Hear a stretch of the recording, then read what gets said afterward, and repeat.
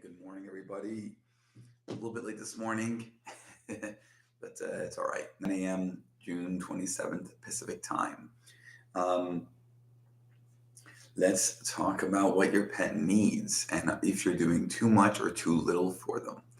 So I'll start with the second question first. Pet owners these days are calling their pets their furry children, their four-legged kids. Um, their fur babies. They're calling themselves pet parents and pet mom, pet dad, all this stuff. And so they're personifying the pets to be more and more like children. And although I do see the appeal with that, we wanted to make sure we take care of our pets the best of our ability. Um, there's a part of me that's also very concerned about that with the generation that's having less and less kids, and with um, pets being considered property in the eyes of the law, and also, of course, being wholeheartedly very different than human children, I have some concerns about it. And so it seems to me that the trend has been to um, over elevate the status of our pets to the same level as human children, who will eventually grow up to human adults, who will then have a massive impact probably on this world, if not at least some impact on this world. And pets do not do those things. They don't. They're different beasts altogether. So that's so my hypothesis is that most pet owners these days, well, maybe I shouldn't say most, maybe most pet owners of a certain generation these days are over analyzing the status of their pets. That being said, I'll make it very clear that I prefer that pets are too pampered than not taken care of enough, right? So we don't want to we don't want to downgrade the quality of life of pets to impact their overall contentness in life as well as their longevity. If I had to choose one extreme, I prefer that they are spoiled rather than being neglected, right? Obviously. But there's an in between that exists.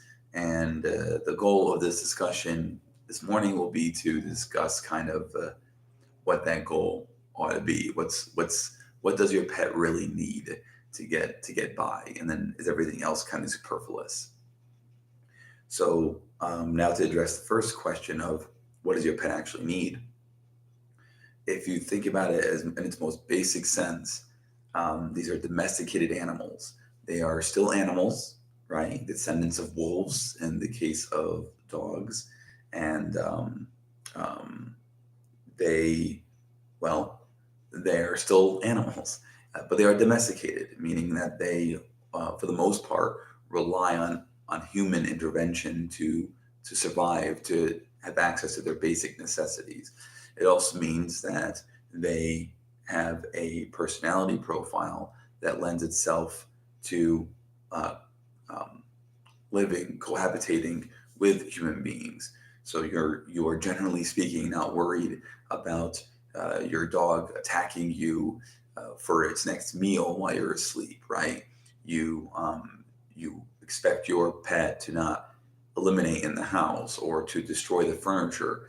You expect them to be tolerant of your children, other pets, other people, and obviously there are pets that have behavioral issues, of course, but generally speaking, with domesticated animals, we expect them to live in as much of a civilized fashion with us human beings as possible, which would be the opposite of what it would be like to adopt a wolf or a coyote, right? So um, we expect companionship out of them, we expect civility out of them, and that's where domesticated animals come from. And then, of course, the breeding process over generations and generations of dogs, we have been able to achieve that goal of making them as human friendly, human compatible as possible. But what does your dog actually need? So if you think about it from its most basic sense, that they're coming from, they're descendants of wolves, and they're reliant on human beings. Basics of what they need: food, they need water, they need shelter. It's as simple as that. That's the list. They can't. Most dogs can't hunt for themselves.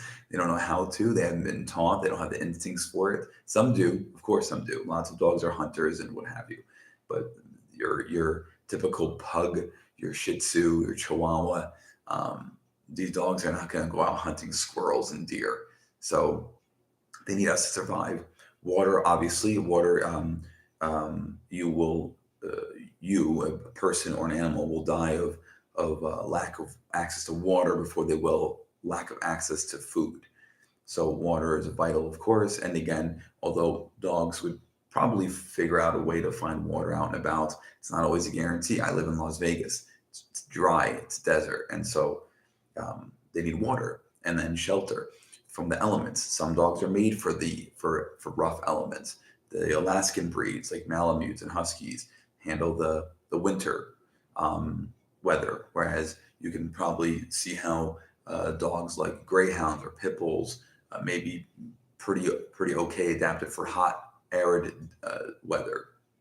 Um, and everything in between. But for the most part, we have Alaskan breeds in the desert. We've got hairless breeds in the winter areas, and so in the colder areas rather. And so, you know, they need shelter to be protected. Um, Things like frostbite, sunburn, skin cancer. These are all things that can happen out in the elements, and so domesticated dogs need shelter. So usually they need to be in an enclosed area with some kind of temperature control. But they can certainly handle more harsh weather than we can as humans because of their biology, their anatomy. But they at least they need some sort of shelter, it seems. And that's pretty much it. Those are your basic necessities. Now, you could also make the argument that they need a healthy environment, right? Healthy upbringing. They need compassion. They need love. They need to be cared for. Things that food, water, and shelter won't supply. It's the emotional stuff. But, and I would say that that is essential for the most part in order to maximize the ability of that dog to live with you as a pet, as a companion. It's not required for survival, but in terms of what we expect them to do, it's fairly up there. So there's going to be tiers of necessity: food, water, and shelter. Well, food and water probably would be the top tier. Shelter is second, and then emotional stability, or whatever you want to call it, fulfillment, it would be third tier. Beyond that, I'm not really sure what else they need to survive. Everything else kind of bonus. They don't need 1,000 beds at home, 1,000 toys. They don't need 24/7 camera footage on them. They don't need to be babied by you in terms of your own lifestyle. You don't have to always rush home to see how they're doing and then rush back out again to go to work or see your friends or whatever. They don't need that stuff. That's those all those things are satisfying the person. And it's sure the dog doesn't care, but the dog doesn't know any better. They don't know that you have a life that you are turning upside down to try and always be there for the pet, like a helicopter parent or bulldozing parent or whatever they're calling them now. So it can go too far, especially if it's impacting your own life. It won't impact the dog necessarily in a bad way, although I'm sure there are behavior issues that some dogs develop because of their reliance on you, kind of like a codependency thing. But for the most part, we're babying them too much. We give them too much, and we are modifying our lives a lot for them. So, which is a bit overkill, I would say. They are not human children. They're not. They never will be. But yeah, so those are my thoughts. For anybody who has any questions, of course, at triage.com. Send me any of your messages you have or any questions, comments, anything you want me to talk about here. And anybody watching the playback, thanks. Feel free to donate, subscribe, share, like, all those things. And I'll see you tomorrow, Friday, June 28th. I will be traveling to California for a spay neuter clinic. And so it'll be a morning session, and then we'll take it from there. Talk to you guys soon. Bye.